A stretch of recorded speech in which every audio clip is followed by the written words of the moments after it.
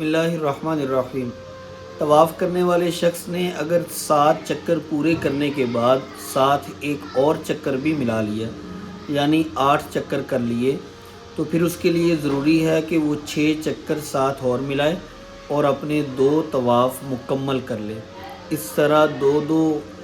طرح 7 چکر کے ساتھ 2 طواف مکمل ہو جائیں گے، اور بعد میں جو ایک طواف مکمل کرنے کے بعد اس کو 2 نفل ادا کرنے تھے، بعد میں وہ 4 نفل ادا کرے گا اور 2 کر نفل کو ادا کرے گا۔ اور اگر کسی شخص نے جان بوجھ کر تو 8واں چکر نہیں لگایا بلکہ غلطی سے لگا لیا، 7 چکر جب مکمل ہوئے تو اس کو شک پڑ گیا کہ شاید ابھی میرے 6 چکر ہوئے اور ایک چکر اور بھی ساتھ ملا لیا۔ بعد میں جب ایک چکر پورا کر لیا تو یاد آیا یا ذہن میں آ گیا یا اس کو کسی نے یاد دلا دیا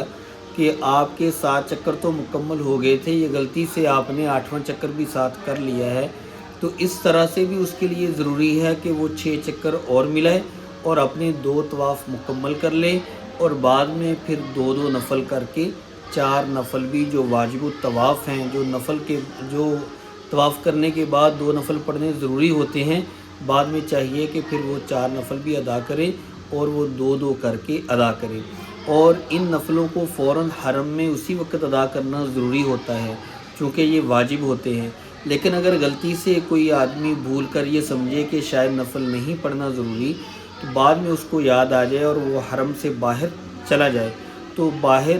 جانے کے بعد بھی اس کے لیے نفل پڑھنا ضروری ہوتے ہیں۔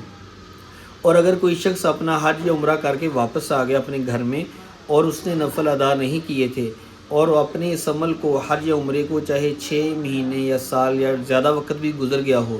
پھر اس کو یہ مسئلہ معلوم ہو، تو اس وقت بھی اس کے لیے ضروری ہے کہ وہ ان نفلوں کو جو باقی رہ گئے تھے، وہ 2 تھے یا 4 تھے، ان نفلوں کو ضرور ادا کرے۔